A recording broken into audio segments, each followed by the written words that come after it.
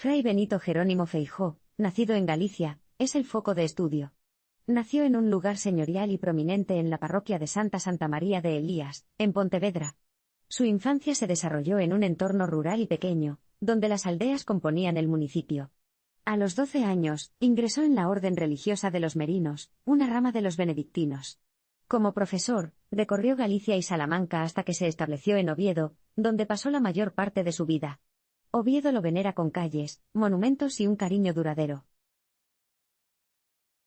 Aunque Feijóo escribió extensamente, no publicó hasta después de los 50 años. Siguiendo los deseos de sus superiores, compiló muchos de sus ensayos en un primer tomo del Teatro Crítico. Su obra destacada, Teatro Crítico, abarca numerosas cartas y ensayos. Mantuvo una amplia correspondencia con eruditos europeos y americanos, y sus escritos abordan temas variados con un enfoque investigativo y racional. Feijóo es reconocido como el precursor del ensayo español, enfatizando la experimentación y la razón sobre cualquier otra premisa. Su labor en investigación y razonamiento dejó un impacto duradero en la literatura. Feijóo, defensor de la investigación y la razón, regaló su pensamiento a Europa y recibió elogios. Su estilo llano y atractivo atrajo a muchos lectores. A pesar de su impacto en la literatura, nunca ocupó cargos políticos. En su obra, evitó experimentar con la sociedad y mantuvo un respeto por la ortodoxia católica. Abogó por la objetividad, rechazando los nacionalismos y las tradiciones como obstáculos para alcanzar la verdad. El escéptico médico y su defensa de las mujeres también dejaron huella. Su legado perdura, y su figura es amada y venerada en Oviedo y más allá.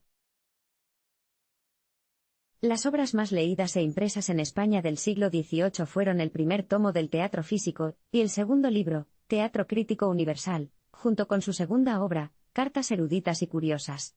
Estas obras destacan la importancia que alcanzó Fray Benito Jerónimo Feijóo en aquel tiempo. A medida que avanzaba en su vida, Feijóo enfrentó desafíos de salud, como una sordera persistente y debilidad en las piernas, que lo confinaron a una silla de ruedas en sus últimos años.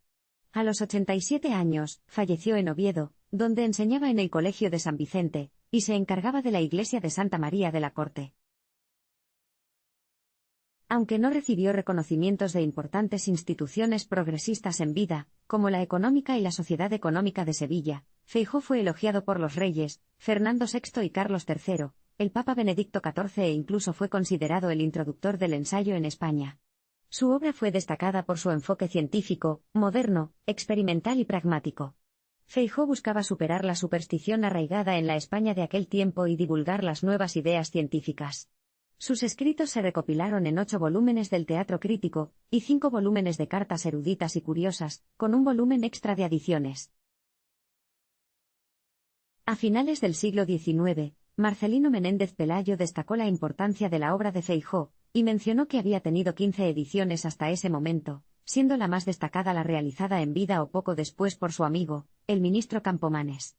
Feijóo tenía una visión decidida y comprometida en su lucha contra la superstición, buscando acabar con ella y divulgar los avances científicos.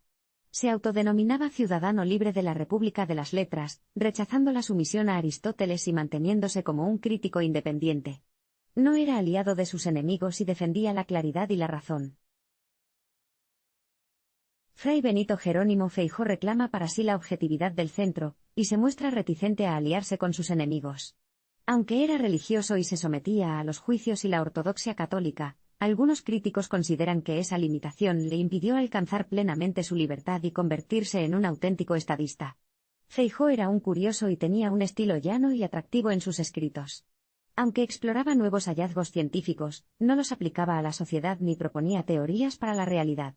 Tenía miedo a la experimentación social, y se aferraba al respeto por la tradición. Feijóo advierte contra las ídolas del pensamiento individual, la dependencia del lenguaje y el formalismo en la búsqueda de la verdad.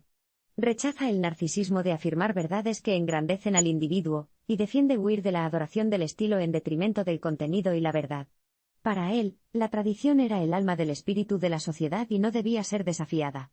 Feijóo también fue un precursor de ideas modernas, y fue valorado por su defensa de las mujeres en su ensayo Las y defensa de las mujeres, considerado el primer manifiesto feminista de un español.